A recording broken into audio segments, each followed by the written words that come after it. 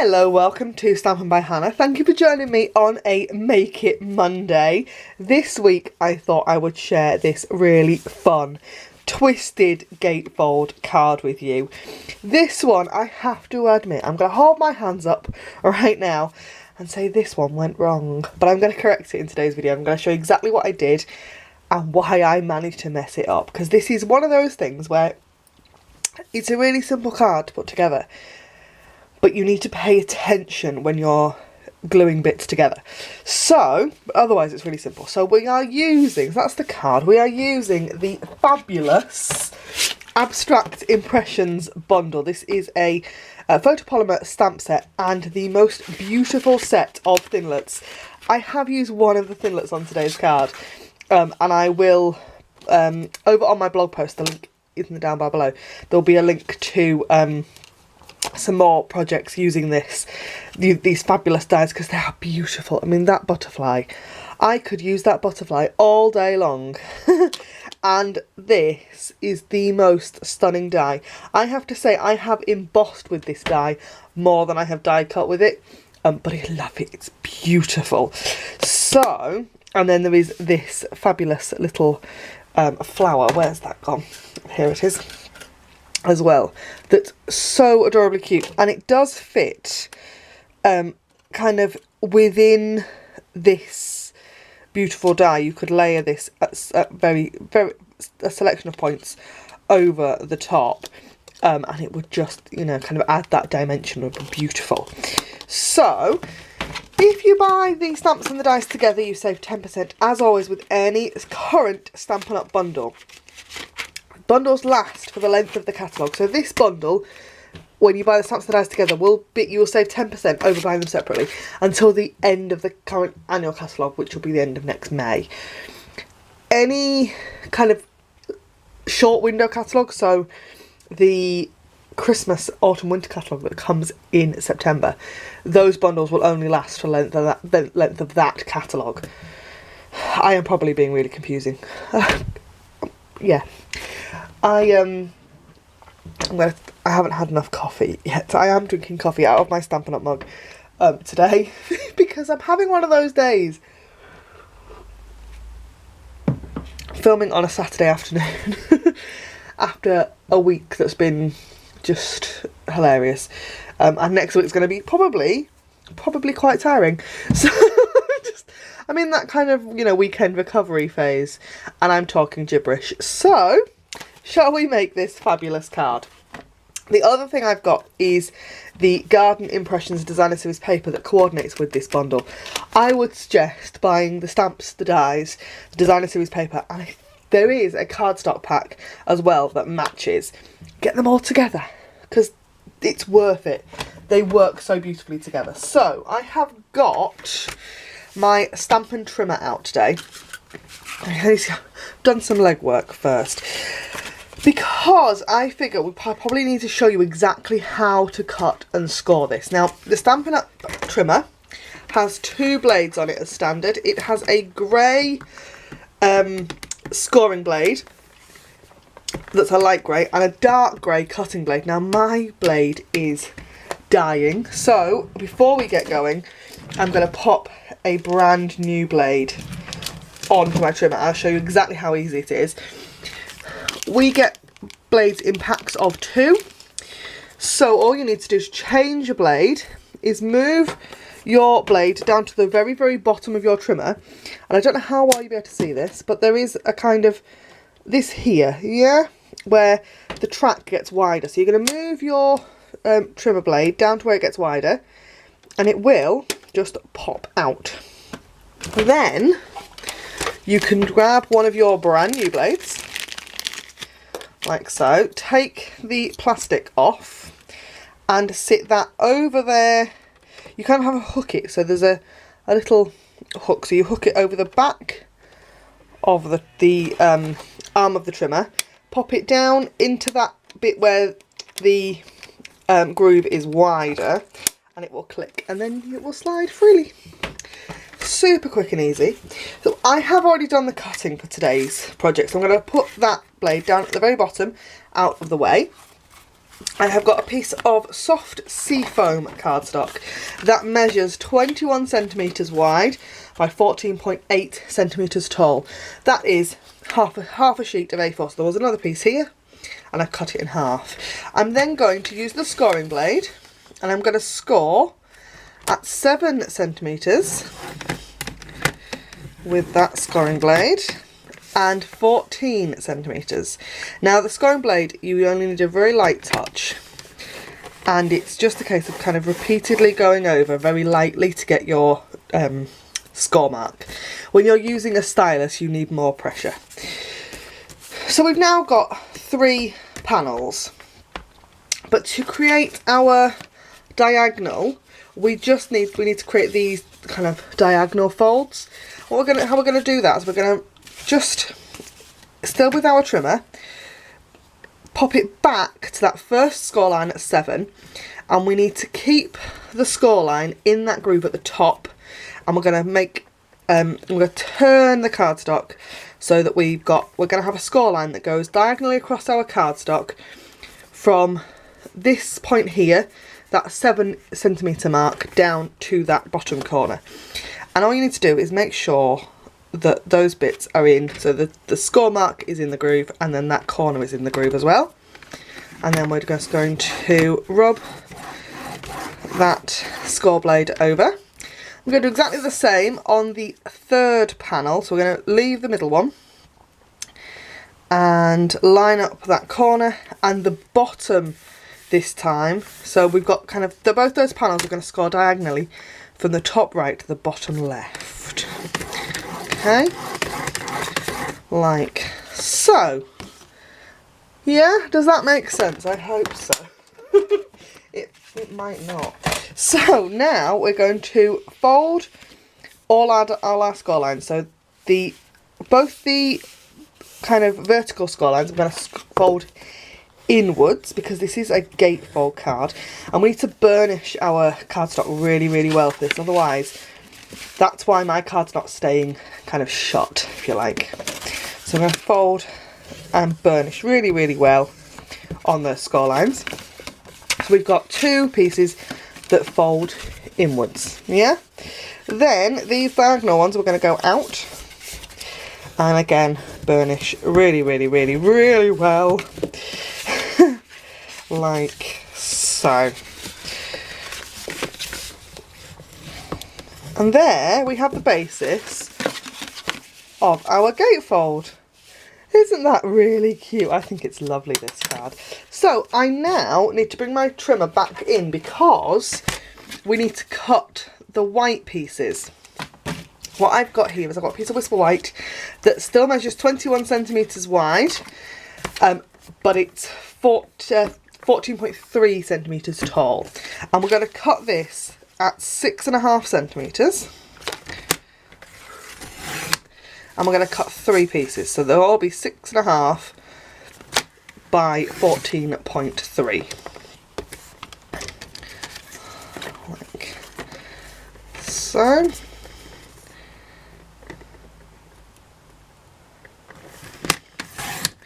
Like that.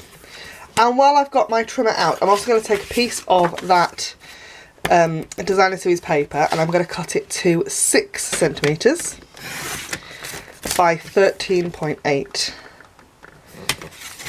And I'm going to do exactly the same for another piece. Okay. Like so. Now, the next trick is we've now got 5 pieces of paper. So we've got 3 pieces of Whisper White and 2 pieces of designer series paper that are all rectangles. And we've got triangles on this card. So one of the pieces of Whisper White we're going to put to one side because it's going to be in the middle. But the other 2 we need to cut. So we need to cut the first one from top right to bottom left. Okay, and that will fit. They will fit onto the front of our card. Now, we then need to cut the other piece from top left to bottom right. Now, you will understand why in a second. If I cut that, you will then see that if I use, so I've got that piece there, and then this piece will fit behind. It's okay on Whisper White. You could actually just do it both top left to bottom right. No, top right to bottom left. But it will make a difference on our designer series paper. So we're going to cut one from top right to bottom left.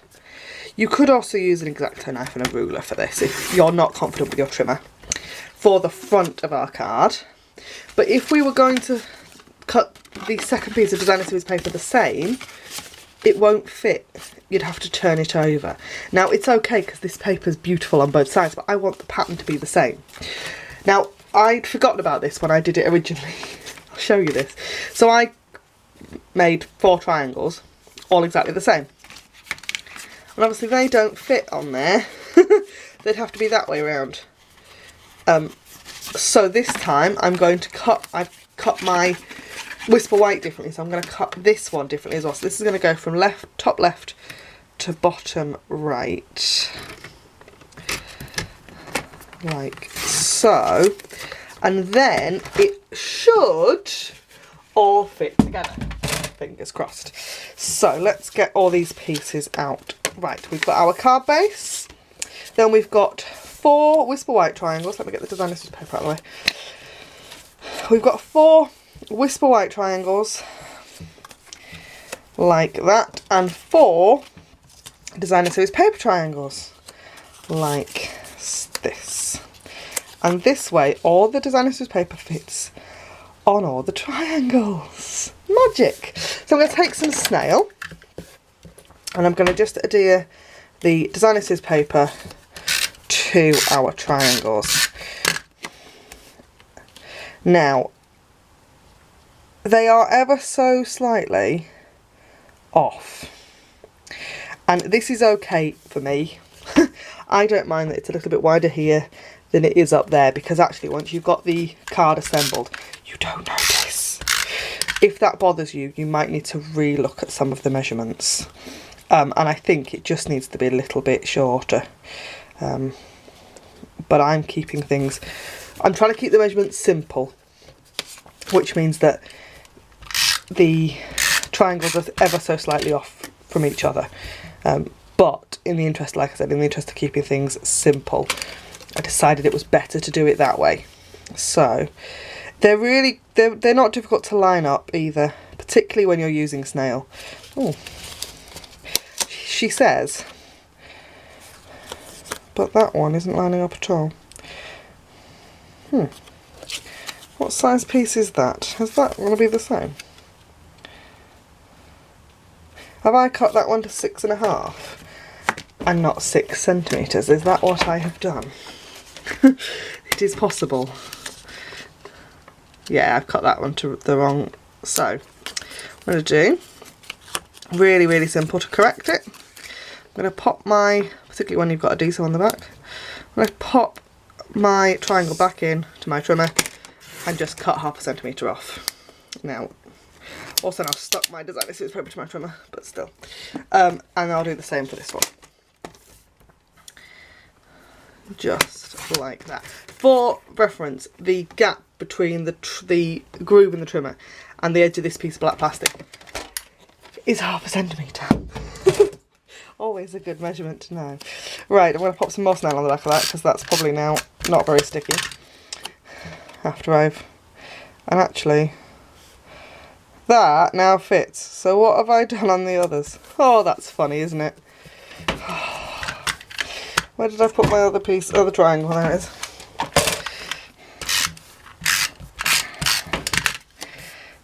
I'm having one of those days, I think, today.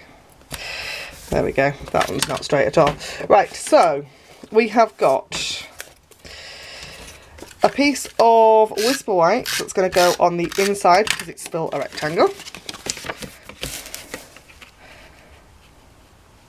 That measures 6.5 by 14.3. Then we have got 2 triangles that fit on the outside of our card. on the kind of front, I say the outside, the front flaps of our card, like so. Oh, that's the inside piece, like that. And then this one here should fit on this panel like so, and then this one will fit on the outside here. Okay, like that. Isn't that really sweet? I think that's lovely. Now I have then also gone ahead and done a little bit of a sentiment piece. So I have already pre-die cut a Whisper White circle using the stitched circles dies, and I've got a scallop circle using the layering circles in Melon Mambo, because that is the pink colour in our card. I love the fact that these two die sets layer together. And then I have also gone ahead and used that Springtime Impressions die set to die cut a flower in Shaded Spruce. I need our sentiment. I'm going to use the Thank You from the Abstract Impressions stamp set, and I just want to pop that onto my block. Now, can we spot the difference? I am going to selectively ink this stamp so that I can kind of have a, I'm going to, yeah, finger in my ink. So if I just ink up the thank, okay, just dead easy to do because it's photopolymer and you can see through it. And I'm going to stamp that on the stitched circle. Then I'm going to clean off that stamp really, really well with a baby wipe. You could use your Stampin' Scrub, but baby wipe's just really quick and easy. And then we're going to ink up the U. And there we go. Look at that. Really, really cute. Try not to put my finger in my ink on the way back. I'm going to snail up the back of there, pop that onto that die cut piece, like so. And then I just need to decide, I might put that flower at the top actually. I've got to admit that flower went there because I managed to put a blob of ink where I didn't want it, but I've managed to stamp it properly this time. So just a little bit of wet glue on a couple of the petals, and you literally only need a tiny little amount, really, really diddy little bit. You could use a sponge if you wanted to be really exact with your adhesive. Okay, like so. And then I want to pop that on there like that. So I'm going to just add a little bit of snail and add that onto the card in the middle. And that is my strange Make It Monday guide to making a twisted gatefold. Thank you ever so much for joining me. If you've enjoyed this video, do give me a big thumbs up, write a comment below and subscribe to my channel. I would love to see you here again. All the measurements will be over on my blog, link is in the down bar below. Can you tell I haven't had enough coffee yet? And I will see you again on Friday. Thanks so much for watching. Bye for now.